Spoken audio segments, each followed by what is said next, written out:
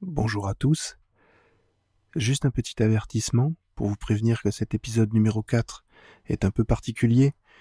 Suite au départ d'un de nos podcasteurs exquis, nous avons dû créer une sorte d'interlude aux aventures de nos héros, en espérant que cela vous plaise.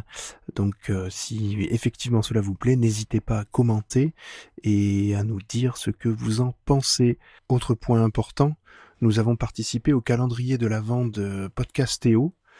Podcastéo, c'est un classement de plusieurs podcasts indépendants qui proposent donc des émissions totalement différentes, avec une dynamique très, on va dire, pas proche de la radio, voilà, tout simplement. Et cela permet de faire connaître plusieurs podcasts.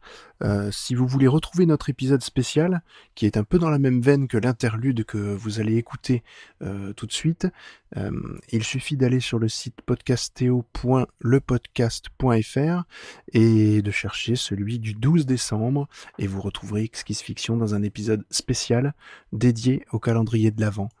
Voilà, je vous dis bonne écoute, et à tout de suite, en espérant que ce petit message ne vous ait pas sorti trop de l'immersion habituelle. Mais c'était obligé de le faire. Voilà, merci à vous, et très bonne écoute.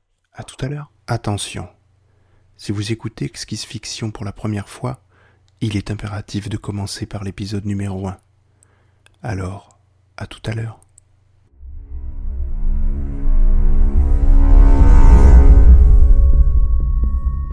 Exquise Fiction, un audiobook sous forme de cadavre exquis. 9 auteurs, 10 épisodes, une histoire complète. Exquise Fiction, le podcast exquis.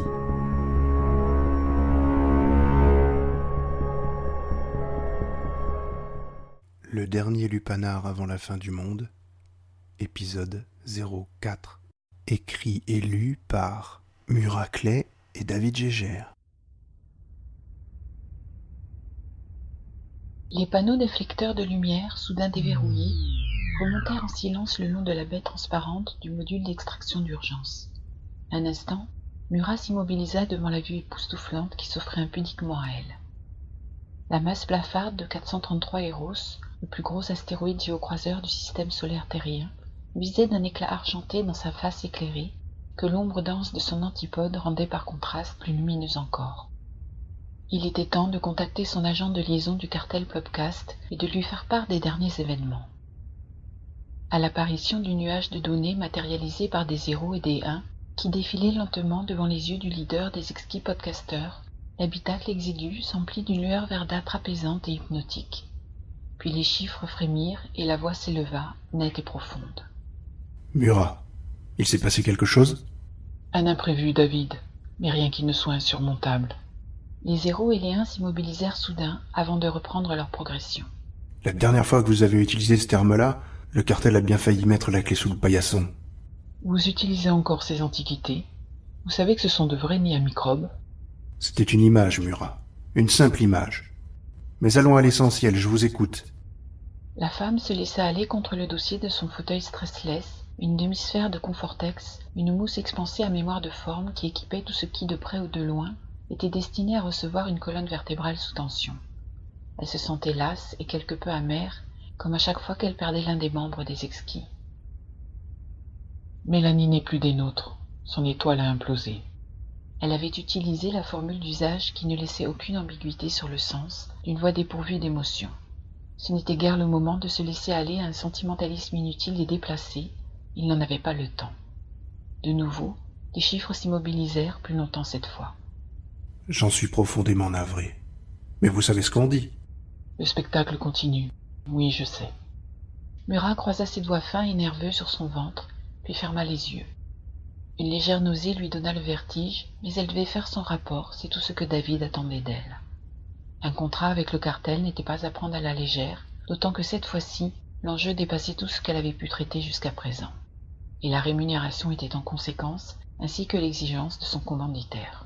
Sans parler qu'il en allait de sa réputation dans le milieu, ce qui n'était pas peu dire.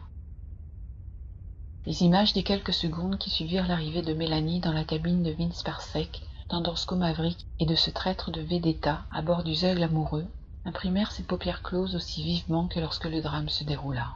Elle soupira imperceptiblement. Mélanie venait à peine de s'extraire du panneau dérobé derrière la douche, quand des gaz suffocants ont envahi la cabine sous scellée des 3 ingés de classe C. Draven, Willem et moi-même avons tout juste eu le temps d'utiliser nos mini-respirateurs, mais elle ne fut pas assez rapide. Avant que la porte coulissante ne s'ouvre sur le duo d'Andropatrol en faction et leur attirail létal, nous nous étions engouffrés dans la bague d'or restée entr'ouverte. Mais pour Mélanie, il était déjà trop tard. Sa voix avait légèrement fléchi sur ces derniers mots, et Murat ouvrit les yeux qui se fixèrent sur le flot calme et ininterrompu des 0 et des 1 luminescents. Êtes-vous certaine qu'elle n'est plus en état de révéler quelque chose ? Je sais, David. Je sais à quel point cette mission est importante. Elle s'efforçait de garder un ton neutre et professionnel, mais elle eut soudain envie de crier, longuement et de toutes ses forces. La première fois, depuis qu'elle avait pris le leadership des exquis podcasters, il y avait de cela quelques mois. De parfaits inconnus alors, ils avaient appris à se connaître au fur et à mesure que les contrats s'enchaînaient et étaient couronnés de succès. À présent, ils s'appréciaient chacun à sa façon et surtout, se faisaient profondément confiance, le socle même d'un groupe de mercenaires efficients et solides. Murat ? Je suis là, David. D'ailleurs, où voulez-vous que j'aille ? Je suis coincé dans ce module d'extraction d'urgence, en pleine dérive spatiale, jusqu'à ce que l'un des miens trouve un moyen de me repêcher. Déplorez-vous d'autres implosions ? Pas à ma connaissance. Cela remet-il en cause notre accord ? Absolument pas. J'ai capté la signature à ondes courtes de Simon, qui ne devrait pas tarder à tomber sur ma coquille de noix en perdition. Quant à Draven et Willem, je pense qu'ils sont indemnes et qu'ils rassemblent nos troupes. Ce n'est qu'une question d'heure. Vous m'envoyez soulagé. Et vous m'envoyez ravi. Je ne vous retiens donc pas plus longtemps, David. Je sais que vous êtes un homme très pris. Les préparatifs pour le changement d'éphéméride solaire se passent-ils bien ? Oh, vous savez ce que c'est. Trop de denrées de luxe, pas assez de temps, trop peu de donateurs et un goût pour les illuminations kitsch et onéreuses. Et tout ça pourquoi ? En mettre plein la vue à une bande de pingouins endimanchés sentant la naphtaline et le jus de cabouillard rance. Ça s'appelle la politique, David. Je ne vous apprends rien. Ma foi, je lui donnerais bien un autre nom. Mais ça ne changerait pas grand-chose au pitoyable tableau. Soudain, une perturbation électrostatique fit légèrement onduler les chiffres qui dansaient devant elle, les déformant comme autant de petits hiéroglyphes grotesques. Murat se redressa. « Je dois vous laisser. Je crois que Simon est en train de piétiner allègrement mon paillasson. » Murat ? Oui. Je suis sincèrement désolé pour Mélanie. C'était une bonne recrue. Merci.